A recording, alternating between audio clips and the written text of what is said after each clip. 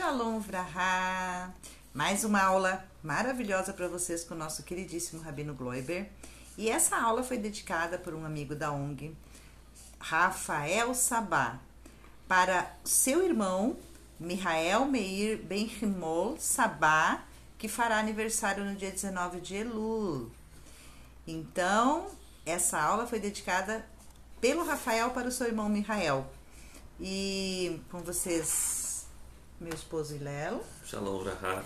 E nosso querido Abba. Shalom Ubraha. Em primeiro lugar, o Rafael Sabá, conheço ele desde que ele era pequeno. E depois nasceu o irmãozinho, o Mihael. Rafael é o anjo da cura, o Mihael é o anjo da bondade. Então, são dois anjos, dois anjinhos. E o Rafael dedica essa aula para o aniversário do seu irmão. E ele fez perguntas aqui no nosso grupo de amigos da ONG. E a aula vai ser baseada nas perguntas do próprio Rafael, que ele estava com algumas dúvidas em relação ao Parashat Shoftim. E nessa Parashat, diz o Rafael, começamos a falar sobre fazer juízes e guardiões. O Rafael diz que o significado dela do Pshat é simples. E quando vamos para o Remes, entendemos que essa Parashat está falando sobre como devemos nos proteger e nos guardar. E ele diz isso com base no Tânia, que nos diz que nós somos como uma cidade e escolhemos qual rei que se senta no trono. Porém, o Rafael não está conseguindo enxergar o Drash e nem o Sod da Parashá. E ele traz alguns exemplos aqui que a gente vai ver depois. Mas primeiro eu queria perguntar para o Rabino, que eu acho assim, para quem está chegando agora, para quem está estudando, o que é Sod e o que é Drash? Muito bom, muito bom. Parabéns, parabéns. Olha, essa pergunta é muito importante. A Torá, ela é interpretada, ela é, vamos dizer assim, decifrada de 4 formas. Primeira forma se chama Pshat. Pshat quer dizer o lado simples, a interpretação simples, a decifração simples. Então pegamos uma história, o Adão, a Eva e a cobra no paraíso. Então, Hashem falou para não comer a fruta do Eitz Hadat, e a cobra falou para comer, e o Adão e a Eva comeram. No lugar de ouvir Hashem, ouviram a cobra. Quer dizer, 2 extremos, o extremo do bem e o extremo do mal. E eles ouviram o extremo do mal no lugar de ouvir o extremo do bem. Então, Hashem, ele primeiro deu uma chance para fazer tshuva, se arrepender. A pessoa que se arrepende do que ele fez, ele transforma aquilo que ele fez, deixa de ser uma coisa proposital para ser uma coisa não proposital. Então ele fala, se eu soubesse que isso era uma coisa tão grave, não teria feito. Achei, assim, fiz um erro de avaliação, achei que não era uma coisa tão grave.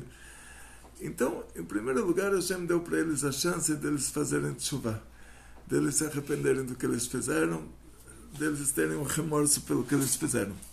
Então Hashem perguntou para Adão, por que você fez isso? Por que você comeu aquela fruta? Falou de uma maneira muito delicada, perguntou onde você está, Adão estava escondido, então Hashem perguntou, porque ele falou, estou escondido porque eu estou sem roupa. Ah, como você sabe que você está sem roupa? Talvez você tenha comido a fruta daquela árvore. De maneira super delicada. Para Adão se sentir já à vontade de falar, olha, me desculpa, estou arrependido, não vou mais fazer, não achei que era uma coisa tão grave. Depois que eu comi, eu vi que realmente você estava certo, é uma coisa muito grave. Estou com remorso do que eu fiz, me desculpa. Então, ia terminar assim, tshuva. Mas ele não se arrependeu do que ele fez. Ele falou, chefe, você é o culpado, você tem que se arrepender do que você fez, você estragou minha vida. Olha o que você me fez, você me deu uma mulher que não presta, ela me induziu a comer essa fruta. E olha o que você me fez, você estragou minha vida, você me deu uma mulher que não presta. Então, se Hashem falou para não comer, e a mulher, a maior tzadeka do mundo, falasse para ele comer, entre Hashem e a mulher mais sábia, mais boa, mais generosa, mais tudo de bom. Mas Hashem falou para não comer. Então não importa quem está falando para você comer, se é uma cobra ou se não é uma cobra. Mas não importa quem, se Hashem falou para não comer.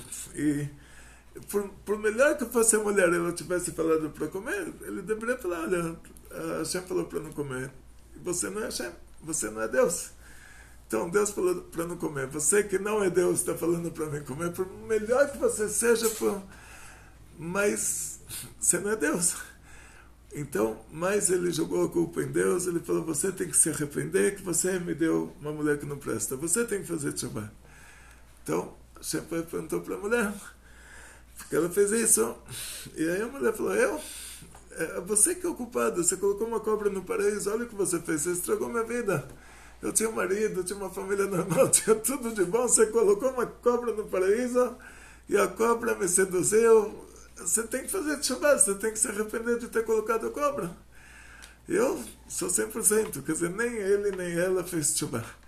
Hashem não perguntou nada para a cobra, porque a cobra já tinha uma resposta pronta. O que ela iria responder? Ela iria responder... Se Deus falou para não comer, uma cobra falou para comer, eles deveriam ouvir a quem? Então essa cobra, na verdade, nós vamos entrar aqui na análise do Pshat, do Remes, do Drosh, do Sot. Primeiro, o Pshat da coisa. Hashem falou para Adão, então, com o suor da sua face você vai comer o pão. Hashem falou para Havá, para Eva, com sofrimento você vai dar a luz a crianças. Hashem falou para a cobra que o pó da terra vai ser a comida dela. Então, o pshat qualquer, o lado simples de se entender isso, é que o Adão nunca mais comeu pão na vida, porque é um nojo você passar o pão no suor da testa e depois comer. Então ele nunca mais comeu pão. A Eva nunca mais quis ter um filho, que ela não queria sentir dor, e a cobra comeu pão e morreu. Esse é o pshat. Só que isso não aconteceu. A gente vai ver na prática que a Eva teve um filho, que se chamava Shet. 130 anos depois dessa história, a gente vai ver que até hoje tem cobras. E então vamos para o Remes. O Remes quer dizer indicação. Lirmos quer dizer dar uma pescadinha, indicar. Remes é indicação. Então, quer dizer, o Pshat, a gente sabe que esse versículo, que essas palavras, elas não são Pshat. No Pshat não deu para decifrar a Torá. Pela Torá é proibido a gente comer pão com suor. Então, se Hashem está dizendo para ele, com o suor da sua face você vai comer o pão, que você está mandando ele dar 5 voltas no quarteirão, na hora que ele estiver suando bem suado, vai esfregar o pão na testa e comer. E a própria Torá fala que é proibido comer uma coisa nojenta. Você não pode enojar a sua alma. Proibido para o ser humano comer uma coisa nojenta. Então, nós sabemos que esses versículos não estão indo de acordo com o Pshat. O Pshat é que não se aplica. Então vamos subir de nível. O Remes. Aí o Remes está mandando a gente assim, está indicando que o suor da face realmente não é com o suor da face dele que ele vai comer o pão não é pão, e o suor da face não é suor da face. Então, o que isso está nos indicando? Isso está nos indicando que com o suor da sua face, quer dizer, com trabalho duro. A pessoa que trabalha duro, ela sua. Aí você vai comer o pão, mas ele não quer comer pão, ele quer comer outra coisa. Mas com trabalho duro, você vai ter dinheiro para comprar comida. Com trabalho duro, você vai comer. Quer dizer, você vai ter que trabalhar duro para comer. E por que isso era uma maldição para Adão? Porque até aquela hora, o original da criação do Adão e Eva é que primeiro Hashem criou todos os animais, Hashem criou as árvores com as frutas e as ervas, e depois as aves e os peixes, e depois os animais. O Adão foi criado, Adão e Eva foram criados no finalzinho, quando tudo já estava pronto, preparado para receber eles. eles não precisariam trabalhar. Então, por que a Torá fala que não choveu? Porque não tinha um homem para trabalhar sobre a terra, se depois o trabalho sobre a terra é uma maldição, quer dizer, não teria trabalho sobre a terra. Então, porque esse trabalho, a gente vai chamar isso de um trabalho divino. Quer dizer, você pede para Hashem o que você precisa na hora que você precisa. Então, Adão ele pediria para Hashem dar a chuva, e esse é o esquema da criação do mundo. Assim Deus criou o mundo dessa forma, que Desse esquema. é nesse esquema que para chover nós teríamos que pedir. Ou seja, o mundo foi criado originalmente assim. Foi criado, não choveu, porque não tinha, o ser humano ainda não pediu para Hashem mandar a chuva. Então, assim, sempre que ele precisasse de alguma coisa, ele iria pedir para Hashem iria dar para ele, não precisaria trabalhar. Então, esse trabalho que a Torá fala que não choveu porque não tinha o ser humano para trabalhar sobre a terra, esse trabalho é um trabalho divino, é o que a gente chama de Avodat Hashem, a reza. Que depois, quando Hashem, o ser humano não fez chuva, não se arrependeu do que ele fez, então o castigo vai ser medida por medida. Medida por medida, quer dizer, ele fez a coisa errada, então ele vai sofrer. Mas ele só vai sofrer até o nível da coisa errada que ele fez. Ou seja, ele era criação de Hashem. O próprio Deus criou ele, o próprio Deus falava com ele. E pediu para ele fazer uma coisa só. Falou, olha, você pode comer o que você quiser. Você tem aqui absolutamente todas as árvores que existem no mundo. Hoje já muitas dessas plantas já se extinguiram. E naquele dia ele tinha tudo. Ele não ia dar conta de comer 1 tonelada de frutas, que imagina quantas árvores tinham, quantas frutas tinham. Milhares e milhares. Milhares, ele não ia dar conta, mas no lugar dele ir para uma árvore mais agradável, aí a cobra, aí vamos chegar nessa, etapa por etapa. Então, a gravidade da coisa assim, ele foi criado pelo próprio Deus. O próprio Deus falou para ele não comer a fruta daquela árvore, que na hora que ele comesse a fruta daquela árvore, ele iria morrer. E não somente que ele iria morrer, ele iria trazer a morte para o mundo, ele iria assassinar o mundo inteiro, ele iria assassinar todos os animais, ele iria destruir o mundo. Ele ouviu isso de Deus. A Eva ouviu isso dele. Então, o que é mais grave? O que ele fez ou o que ela fez? Ela ouviu dele, ela falou, meu marido falou, se é meu marido, não pode ser Leonavi, né? Se é meu marido, quer dizer, não pode ser que é... Mas ele ouviu isso do próprio Deus.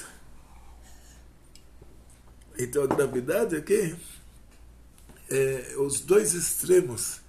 Quer dizer, a pessoa que ele é a pessoa mais próxima a Deus que tem no mundo, e ele faz a coisa mais errada, que Hashem falou para ele, se ele come aquela fruta, todo mundo morre, e ele fez isso. Então essa é a gravidade da coisa, quer dizer, os dois extremos. Agora, a gravidade da Eva foi menor, então ela recebeu não fez chuva, não se arrependeu, então ela recebeu um castigo menor, porque ela já tinha ouvido dele, ela não ouviu do próprio Deus. A cobra é outra história, e a gente vai para o salto e vamos chegar na cobra. Então, assim, o Remes é que o Adão vai ter que trabalhar duro. Foi a pior coisa lá. Vai ter que trabalhar duro para ter o que comer. E ele é responsável pela comida da esposa também. Então, a Eva não iria precisar trabalhar duro. Só que ele vai trabalhar, ele deixa as crianças com quem? Com ela tem que educar as crianças. Então, não é só o sofrimento da Ledá, que aqui a indicação, aqui o Remes é que é permitido para a mulher, e é uma mitzvah, é importante, a mulher tem que pedir anestesia para o parto. Por quê? Que se ela sofre muito no parto, ainda na nossa geração, que nós somos uma geração tão frágil, se ela sofre muito, ela pode até enlouquecer de sofrimento. O Adão e a Eva no paraíso talvez não fossem enlouquecer. Talvez a Eva não enlouqueceu na hora que ela deu a luz ao Shet, 130 anos depois. doeu, mas não foi uma dor que vai tirar a pessoa do normal. Agora, hoje em dia, nós somos uma geração já muito frágil e então é uma mitzvah de você tomar anestesia. Agora, se fosse de acordo com o Pshat, o nível simples de entendimento da Torá, a Eva não poderia tomar anestesia. Tipo, uma mulher judia que vai dar luz teria que sentir o sofrimento, não iria poder tomar anestesia. Mas por causa que é um remes que está indicando outra coisa. Não está indicando que ela é obrigada a sofrer no parto. Está indicando que ela vai cuidar das crianças, e cuidar das crianças não é fácil. A criança, o sentimento da criança não é tão desenvolvido como o do adulto. Então a criança, ela exige tudo para si própria, e se você contraria a criança, você não dá para ela na hora que ela quer, ela grita, berra, bate. Então é difícil o adulto educar uma criança, porque a criança ela acha que ela está certa. E ela cobra do adulto de acordo com o que ela acha que ela está certa. Então, uma mãe com 10 filhos, e cada filho está exigindo da mãe uma coisa diferente. Não tem como dar para todo mundo o que cada um quer. Então, a mãe sofre. Para educar os filhos, a mãe sofre. Depois ela tem muito orgulho das crianças quando as crianças crescem. Mas na hora que as crianças ainda são pequenas, qualquer mãe, ela sofre. Então, esse que é o remes, quer dizer, não só as dores do parto, mas também tem que trocar fraldinha, tem que dar banhinho, tem que educar a criança, alimentar a criança, educar a criança, isso vai incluir tudo. Agora, a cobra, qual que é o remes? Então a gente sabe que lá o Pshat não se aplica. A nossa instituição, nossa ONG aqui do lado do Instituto Butantan, próximo ao Instituto Butantan, já estive lá desde que eu era pequeno, eu caçava cobras, era meu hobby. Hoje eu tenho medo das cobras, mas quando eu era pequeno, eu não tinha noção. Meu esporte era caçar cobras. Já cacei jararaca, coloquei a jararaca dentro, antigamente tinha lata de leite em pó, tinha uma lata de leite em pó vazia em casa, não tinha onde guardar a jararaca, guardei ela dentro da lata de leite em pó. Minha mãe abriu a lata e tinha a jararaca dentro. Então, assim, o Instituto Butantan conhece desde que eu sou pequeno, eles me deram, levamos a jararaca para o Butantan e me deram uma caixa para guardar as cobras que eu caço e um equipamento para caçar cobra. E não tem, você pode ir lá hoje perguntar qual cobra come pó. Eles vão te falar, não existe, de todas as cobras que tem no mundo, não tem uma cobra que come pó. Então, quer dizer que não é pshat, se a cobra comer pó, ela morre. Então, o que quer dizer que a cobra vai comer pó? Quer dizer, aí você vai para o remes. O pó, ele é encontrado na terra inteira, em qualquer lugar. Qualquer lugar que você for no mundo tem pó. E o pó é de graça. Se você fala para a sua vizinha, olha, eu quero todo o pó da sua casa, ela fala, pega um paninho, vem aqui, pode tirar todo o pó e levar para você. Quer dizer, o pó, ele está em todo lugar e ele é de graça. Então, o remes para isso é que Hashem não queria ouvir a reza da cobra. E isso é o remes. Então, por causa disso, a parnassá da cobra, a comida da cobra, vai ser encontrada gratuitamente em qualquer lugar do mundo, para que ela não tenha dificuldades e para que ela não reze e não peça para Hashem, porque Hashem não quer ouvir ela. Hashem quer nos ouvir, mas não quer ouvir a cobra. Aí a gente vai para um nível acima. O Drosh é um Midrash. O que quer dizer a palavra Lidrosh? Lidrosh et Hashem quer dizer você pesquisar sobre o que é Deus.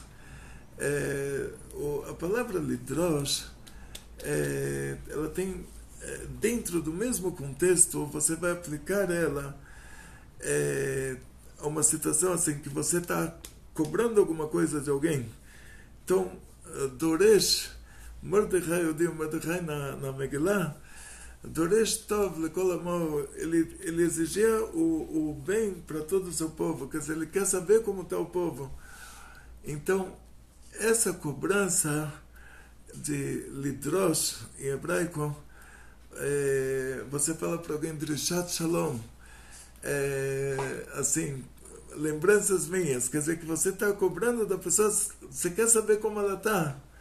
Então é uma linguagem que, a mesma linguagem, ela tem a ver, assim, ela tem um significado próprio que é parve, que dá para as duas coisas, que ao mesmo tempo é o significado de você pesquisar Dorei Shalom Lekol Amo, como Mordecai, ele exigia o bem de todo o seu povo. Então, esse Doresh é também pesquisar, que tem a ver, quer dizer, eu quero saber, eu estou pedindo informações sobre todo o meu povo, se eles estão bem, como eles estão, quais são os problemas que Mordecai, ele estava no palácio do rei, ele conseguia resolver muitas coisas. Então vamos ter um nível agora que vai ser chamado de Midrash, que o Midrash ele já vai se aprofundar no lado superficial, mas ele vai analisar esse lado superficial da Torá. Ele ainda não vai se aprofundar no lado oculto da Torá, no lado mais profundo. Ele vai se aprofundar no lado superficial. O que quer dizer? Ele vai agora procurar detalhes, ele vai cobrar detalhes de cada história, todos os detalhes, porque aconteceu assim, porque não aconteceu diferente. Então, nós vamos ver outros casos assim muito interessantes. Moshe Rabbeinu, ele saiu do palácio do faraó para ver como estava o povo dele. Então, depois, o que quer dizer saiu do palácio do faraó? Primeiro, a Batia, a filha do faraó, tinha adotado ele. Ela pagou para a mãe dele 2 anos para a mãe dar de mamar para ele. Ficaram lá soldados egípcios tomando conta da casa e estava lá o filho da filha do faraó. Depois a mãe e a irmã trouxeram o Moshe para o palácio do faraó e já falaram, olha, agora que ele já está grandinho, tem um professor particular, tem o pai dele aqui, sem explicar exatamente o que é o pai dele, mas precisava de uma mãe para dar de mamar, ele já desmamou. Agora ele precisa de um professor de Torá, então já tem o pai dele, você pode pagar para ele, ele vai ensinar a criança. Daí o pai já trouxe outros grandes sábios da tribo de Levi, e Moshe Rabbeinu, ele saiu do palácio do faraó, ele era um grande cabalista. Ele já sabia o nome de Hashem de 72 letras, e está escrito que ele viu um egípcio batendo num judeu, chicoteando o judeu até a morte, quer dizer, era uma tentativa de assassinato. Aí Moshe Rabbeinu olhou para um lado, olhou para o outro, e falou o nome de Hashem, de 72 letras, tirou a alma do corpo daquela pessoa, quer dizer, a pessoa morreu, o assassino morreu, e Moshe Rabbeinu enterrou ele na terra. Então, você vai para o Midrash, que quer dizer, ele olhou para a direita, olhou para a esquerda, então vai lá, o Pshat, vamos primeiro o Pshat, o lado simples, olhou para a direita, olhou para a esquerda, para ver se não tinha ninguém vendo, para não dedurarem ele para o faraó, que era uma coisa grave. Não ter testemunhas. Para não ter testemunhas porque é uma coisa grave, o faraó iria ver isso como assassinato de um funcionário público. Então isso é uma coisa grave, era uma coisa grave no Egito. Aí você vai para o Remes, e para o Drosh, e para o Sod. Então no Remes a gente vai ver, Moshe Rabbeinu, ele olhou para um lado para ver se o que essa pessoa tinha feito a noite inteira, que essa pessoa tinha colocado, esse soldado egípcio, tinha colocado aquele judeu para trabalhar a noite inteira. E a noite inteira o soldado egípcio teve um caso com a mulher daquele judeu. Então, estava lá a noite inteira com a mulher do outro. Então, Moshe Rabbeinu, de acordo com o Remes aqui, ele olhou o que essa pessoa fez de noite. Ele olhou o que ele está fazendo de dia, que está tentando assassinar o marido. Então ele viu o que ele fez de noite, ele viu o que ele fez de dia, e por isso falou o nome de Hashem para tirar a alma do corpo.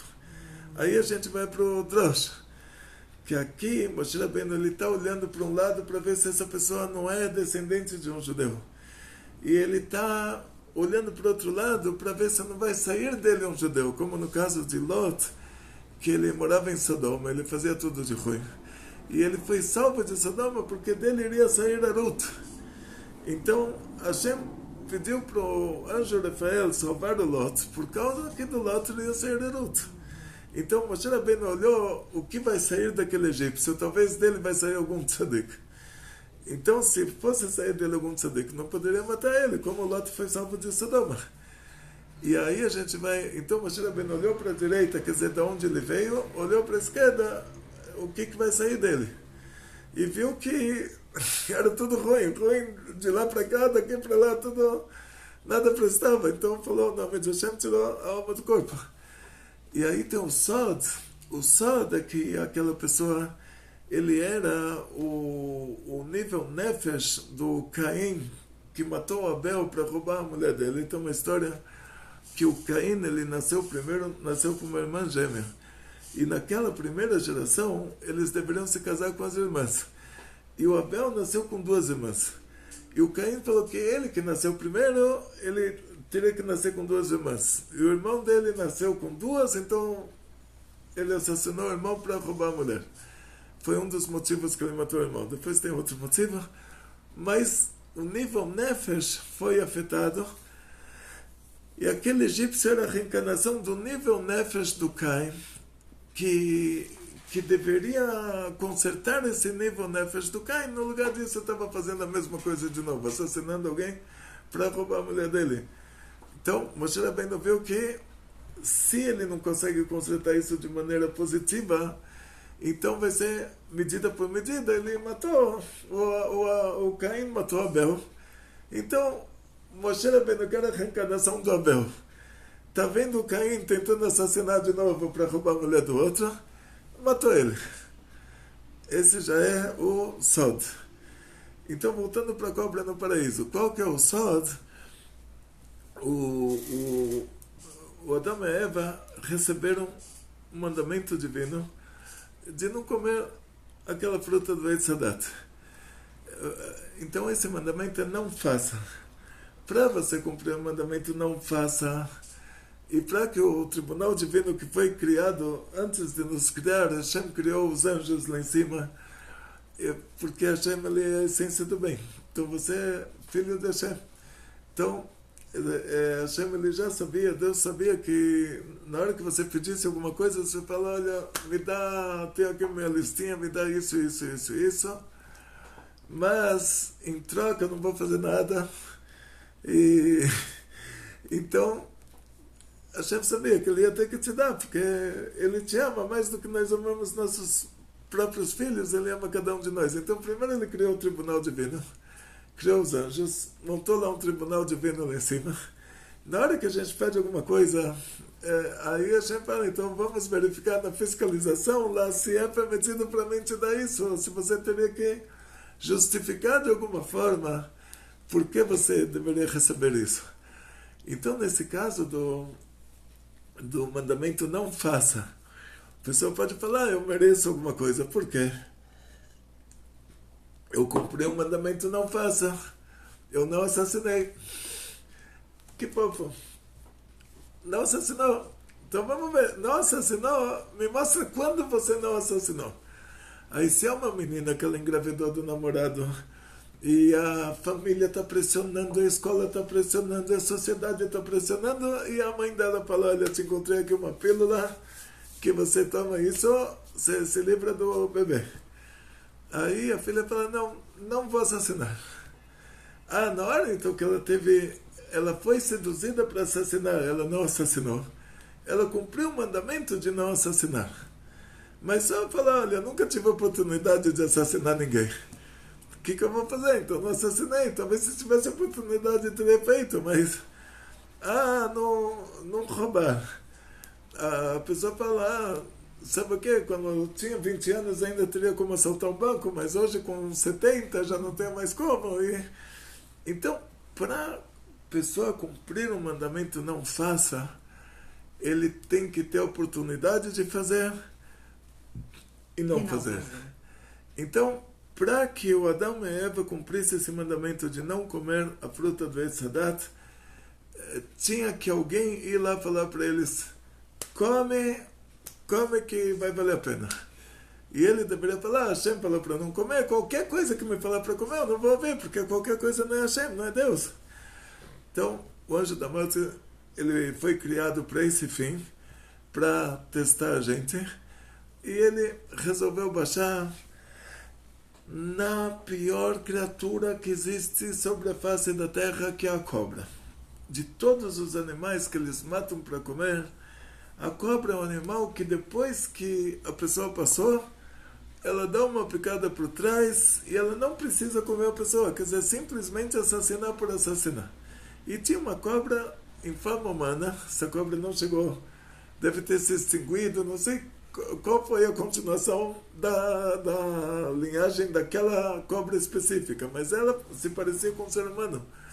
E ela tinha braços, tinha pernas, mas ela foi criada no 5º dia da criação, ela não falava, ela era um animal irracional. Não falava. Então, de repente, no 6º dia da criação, não só que ela começou a falar, mas ainda tinha argumentos muito bons. E Deus falou para não comer aquela fruta, Deus não deu argumento nenhum. E aquela cobra chegou, falou, olha, ninguém quer concorrência, eu estou aqui desde que o mundo existe. E alguém veio e comeu a fruta dessa árvore e virou Deus, é ele que está falando com você, ele não quer concorrência, por isso ele falou para vocês não comerem. Aí o Adão se auto-idolatrou, ele comeu aquela fruta para se tornar Deus. Então, fez uma coisa que tem que morrer e não fazer, que é idolatria. E por ter comido aquela fruta, ele assassinou o mundo inteiro. Então, outra coisa que tem que morrer e não fazer, que é assassinatos. Então, o anjo da cobra, o anjo da morte, ele baixou na cobra e foi ele que falou, ele escolheu a cobra, sendo que a cobra era o pior, o mais cruel, o mais assassino de todos os animais. O anjo da morte se identificou com a cobra, e ele baixou na cobra, ele escolheu a cobra para ser a portadora. Baixou na cobra porque ele se identificou mais com a cobra do que com uma vaca, com uma cabra. E ele poderia ter baixado em qualquer coisa. Mas aí imagina, chega uma vaca falando... Ou um bode, né? Porque tem uns aí que falam que o bode é satânico, não sei o quê. Podia ter baixado no bode, mas ele baixou na cobra, que a cobra era o mais próximo a ele.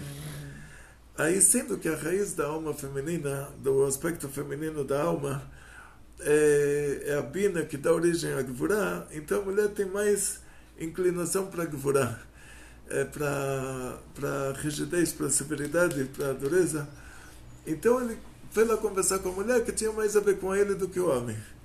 E aí ele sabia que a mulher conseguiria convencer o homem, e ele não conseguiria, ele fez toda uma estratégia e conseguiu fazer isso. Então, isso já vai ser o Sod. O Sod quer dizer os segredos da Torá que estão por trás dos bastidores. Então, esses são os 4 níveis de entendimento da Torá. Quer dizer, no começo você fala, tinha o Adão, a Eva e a cobra. E essa questão do Adão e a Eva e a cobra é real. Não é Tinha um Adão de verdade, tinha uma Eva de verdade e tinha uma cobra de verdade. Aí, e tem umas pessoas que falam que isso é uma história. Não é uma história. É real. Não, é real. Quando a gente fala sobre o Midrash, tem muitos livros judaicos chamados de Midrashim. Tem o Midrash Tanhuma, o Midrash Rabbah, tem vários livros chamados de Midrash. O Midrash é uma coletânea de moral da história. Então, diz o Zohar, você não precisa justificar o Midrash, porque às vezes a história aconteceu do jeito que ela era, às vezes essa história é um remes, ela está indicando alguma coisa, às vezes ela aconteceu, mas não naquele ênfase que o Midrash está dando, ou às vezes aquilo é uma parábola só para você ter a moral da história, e o Midrash vai contar aquilo como se tivesse acontecido de verdade, mas é só para você tirar a moral da história. Então o Midrash é uma coletânea, é o livro da moral da história, não é um livro de história, é um livro de moral da história. Quer dizer, diz o Zohar, você não precisa justificar e falar que aquela história aconteceu de verdade, porque o que é importante para o Midrash é a moral da história e não a própria história. Então, na Torá tem histórias que Moshe Rabbeinu ele fala no Sefer Dvarim, no Chumash Dvarim, que tinham cidades com... Vocês falaram que tinham cidades com muralhas até o céu. Não tinham muralhas até o céu. Então aquilo é uma linguagem de ênfase. Então tem muitas... Querendo dizer que as muralhas eram muito fortes, grandes, fortes, que ninguém ia ultrapassar. Exatamente. Agora, no caso do o Adão, a Eva e a cobra, eles existiram de verdade, os três. Na mesma circunstância. Mas aí você começa a analisar essa história. Pera, a cobra estava falando. Então, vai para o Instituto Butantan agora e fala que você quer uma cobra que fala. Aí vão falar, olha, tem papagaio que fala, mas cobra que fala não existe. Então, como pode ser que a cobra estava falando, e não só que ela estava falando, mas os argumentos dela foram melhores do que os argumentos do Adão e da Eva. Então você chega a essa conclusão de que tem alguma coisa por trás disso. Então, o que tem por trás disso? O Remes não vai te dar essa solução. Ele vai falar, olha, que isso que a Hashem falou que a cobra tem que comer o pão, isso quer dizer que a comida dela vai se encontrar em qualquer lugar, a qualquer hora, e de graça, para que ela não reze, a Hashem não quer ouvir a reza dela. Mas o Midrash não vai te justificar por que a cobra estava falando.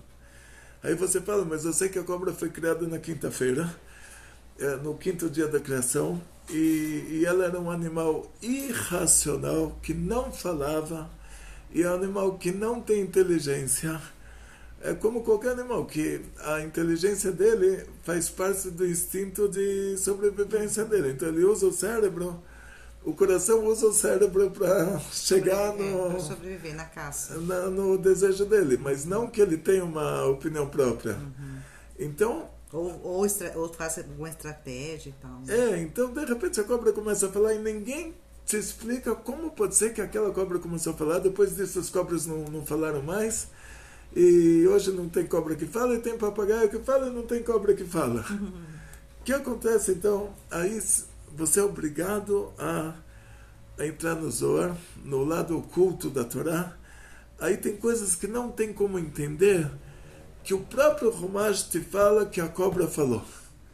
E o Pshat não te explica isso, porque pelo Pshat a cobra não fala. Vai no Instituto Butantan, você vai ver que nenhuma cobra fala. O Remes não toca nesse assunto. Os Midrashim não falam sobre esse assunto. Então você precisa somente o Sod, que vai te explicar como pode ser que a cobra falou. Ele vai falar, a cobra não falou. Foi o anjo da morte que falou. E ele baixou na cobra, ele usou a cobra como... eu não sei na linguagem. Porta-voz. Como? Porta-voz. Usou a cobra como porta-voz, ele baixou lá na cobra, baixou o anjo da morte e baixou na cobra. Então, esses são os 4 níveis: o Pshat, o Remes, o Drosh, o Sod. Hoje nós temos já um 5º nível, que é a Hassidut, que explica já o lado oculto da Torá de uma maneira acessível a nós. Né? E amorosa, né? E amorosa. É uma ramificação do Sod. Esse que é o detalhe. Agora, então, o Rafinha nos pergunta sobre os juízes e guardiões. Então, a gente vai para o Sod da coisa, a gente vai para o Arizal. O Rabbi Shimon Bar Yochai, ele escreveu o Zohar. Viu? Agora ficou fácil de entender, agora, né? Parabéns. Agora o pessoal já sabe o que é Sod, o que é as outras, né? As outras Remes. Então aí fica mais fácil. Então a gente chama isso de Pardes. A palavra Pardes quer dizer pomar. O Pshat, o Reish, o Remes, então fica par.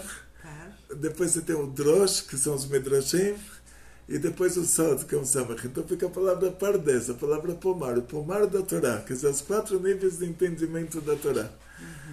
Então, agora que a gente já conhece esses 4 níveis, então vamos analisar o Sod.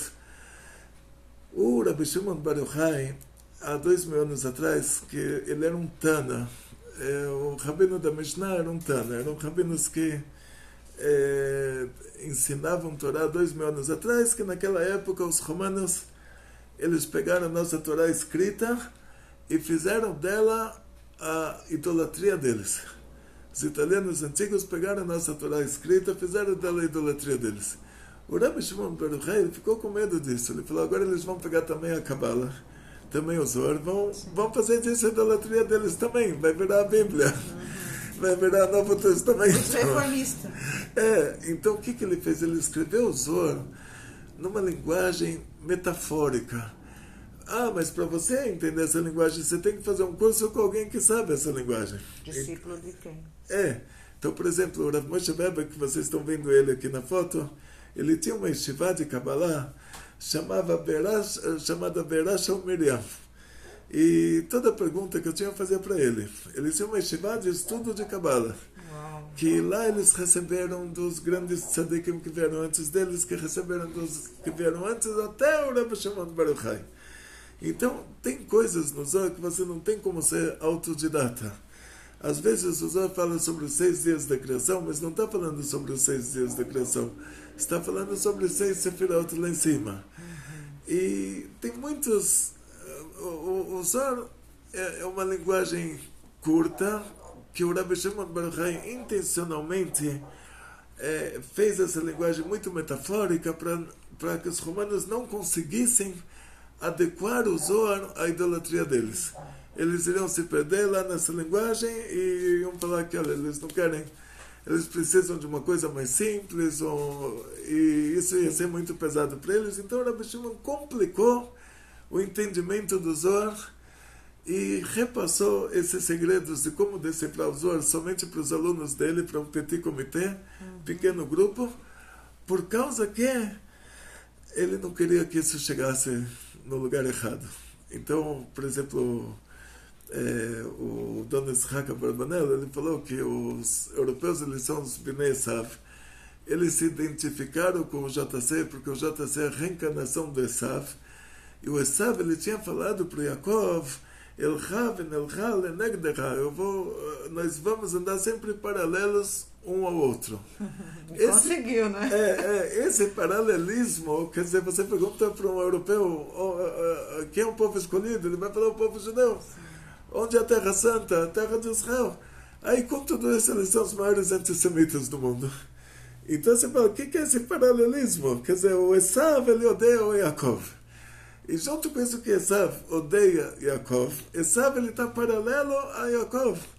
Ele está sempre paralelo, mas a gente, nos últimos 2000 anos, não nos encontramos, né? E só vamos nos encontrar na época do Mashiach, vai ter lá uma retificação, não entrei em detalhes, assim, não é hoje o tema da nossa aula. Então, por causa que a linguagem do Zohar é uma linguagem muito metafórica, intencionalmente, com a intenção de dificultar o entendimento, aí veio o Arizal, há 450 anos atrás, 400 anos atrás, e ele escreveu Ketuvei Arizal. Na verdade não foi ele que escreveu, foi o aluno dele, o Rav Chaim Vital, escreveu os Ketuvei Arizal para que a gente pudesse entender os conceitos básicos da Kabbalah. E aí nós vamos para o Likutei Torah do Arizal. Foi o Rav Chaim Vital que escreveu todas as escrituras do Arizal. No Likutei Torah do Arizal, ele vai falar sobre o Shoftim Veshotrim, o que vem a ser isso de acordo com o Sod. Então, diz o Arizal que, e isso o Tânia explica também, tem níveis de pessoas. Tem uma pessoa, ele é uma pessoa boa, tudo, mas o nível dele é nível Rasha, nível pessoa ruim. Ele é uma pessoa boa, no final da vida dele ele vai ser um grande tzadik, ele está se refinando, ele está subindo de nível para nível, mas por enquanto ele está subindo, ele ainda é um Rasha. O que quer dizer que ele é um Rasha? Quer dizer que quando ele vê duas possibilidades, ele opta pela ruim. Opta pela possibilidade ruim, ele tenta justificar, ele faz como Adam Arishon, ele tenta justificar, ele fala, ele não é culpado é mulher, culpado é o governo, culpado é qualquer outra coisa, ele é mas sempre vítima. Ele está sempre certo. Um dia ele vai ser um tzadik, um dia ele vai ser um tzadik, mas por enquanto o nível dele é Rasha, quer dizer, ele vê, tem entre o bem e o mal, ele escolhe o mal. Tem um nível acima disso, vai ser chamado de Benoni. Então, Benoni tanto o Yetzeratov, que é a boa inclinação, quanto o Yetzerará, os dois lados, eles fazem o julgamento. Quando ele vê alguma coisa, os dois lados fazem o julgamento, o lado bom e o lado ruim. Mas ele sempre escolhe o lado bom. Depois vai ter um tzadik veralo, o tzadik que é ruim para ele. Quer dizer, o tzadik ele ainda tem um lado ruim, mas isso já não chega na cabeça dele. Quer dizer, sempre que ele tem que fazer uma escolha, ele escolhe o bem direto, ele não tem duas opiniões, e ele não tem que escolher entre as duas opiniões, como no caso do Benoni, que ele escolhe sempre a opinião boa, mas ele escolhe, então o tzadik veralo, o tzadik que é ruim para ele, que ele ainda tem um lado ruim, mas esse lado ruim não chega até o discernimento dele. Então ele sempre opta pela coisa boa. Então, como você pode dizer que ele tem um lado ruim? Porque ele não tem uma repugna pela coisa ruim, como vai ter um nível acima dele que vai ser o tzadik vetovlo, que ele é só bom. Então esse tzadik que é só bom, quando ele vê uma coisa ruim, ele vomita. Tipo assim, ele tinha o Rebbe de Beltz, o Rebbe de Beltz, ele, quando dava a mão para uma pessoa que não era uma pessoa boa, ele sentia frio. Quer dizer assim, ele tem repugna pela coisa ruim. Então, voltando para o nosso assunto aqui, que é o assunto do Arizal, que ele falou que nós temos que proteger o que vai entrar dentro de nós. E nós temos que fazer um julgamento. Então esse vai ser o sódio da coisa. Que esses juízes não são aqueles juízes de verdade, mas esses juízes são dentro de nós. Nós temos assim, está escrito que juízes e guardas você tem que colocar nos seus portões. Então diz Arizal, os portões do nosso corpo, aonde vai entrar as coisas para dentro do nosso corpo, são os nossos olhos, os nossos ouvidos, o nosso olfato, o nosso paladar, o nosso tato. Esses são os portões do nosso corpo. Então diz Arizal, o sódio da coisa assim, que os juízes que você vai ter que colocar juízes internos, aqui vai ser um assunto espiritual. Você vai ter que fazer uma fiscalização em tudo que vai entrar dentro de você, para você não comer uma coisa proibida, para você não cheirar uma coisa proibida, para você não olhar para uma coisa proibida, para você não ouvir uma coisa proibida. Ou seja, você não tem que ter prazer das coisas proibidas. Então diz Arizal, essa fiscalização, de acordo com o Sod, não é uma fiscalização material, é uma fiscalização espiritual. É você colocar juízes e guardas nos seus olhos. Quer dizer, você olhou uma coisa, você faz o julgamento. Você fala, então essa coisa não é boa. Aí o guarda, que quer dizer, então olha para o outro lado. Não olha para coisa que não é boa. Você está ouvindo uma coisa que... Você está ouvindo aí um noticiário e nessa hora você podia estar ouvindo uma aula de Torá. Então esses dias, quando eu estou na Marginal, 1 hora de viagem daqui até, por isso que eu já vou ter que sair agora, já temos aqui 49 minutos, 48 minutos, já passamos. É a aula 2. Então vamos precisar continuar, vamos precisar fazer a aula 2. Mas aí eu coloco uma aula de Torá. E aí eu ouço a aula no caminho. E aí se eu for ouvir um noticiário, o que eu vou ganhar com isso? Eu não trabalho no governo de Israel. Eu não tenho nenhuma influência nem sobre Israel, nem sobre o Líbano, nem sobre o Irã. Vou comprar briga para quê? Ninguém vai perguntar, o Ayatollah do Irã não vai me ligar para pedir minha opinião, e nem o Bibi lá em Israel, ninguém vai precisar da minha opinião. Quer dizer, não... Então, vou ouvir o noticiário, vai falar, olha, milhares de mísseis com GPS estão sendo transportados dia a dia do Irã para o Iraque, do Iraque para a Síria, da Síria para o Líbano. Ninguém está me perguntando a minha opinião sobre isso. Então, se eu souber disso, se eu não souber, vai dar na mesma. Quer dizer, não tem Não como... vai alterar em nada. Não vai alterar em nada. Então aproveito e assisto uma aula de Torá, e aí eu não estou ouvindo a coisa que não está me fazendo... Quer dizer, então, não é somente o fato de ouvir uma coisa ruim. É ouvir uma coisa desnecessária. Quer dizer, você pode ficar uma hora inteira ouvindo uma coisa desnecessária, ou você pode ficar uma hora inteira ouvindo uma coisa necessária. Você pode assistir um filme policial, de investigação, de saber quem era e quem era o suspeito e como pegaram e qual era a pista e ficar lá todo envolvido uma hora inteira num filme desses. E depois... Você vai usar em quê? Você vai usar em quê? Quer dizer, só para ficar suspeitando dos outros, entende?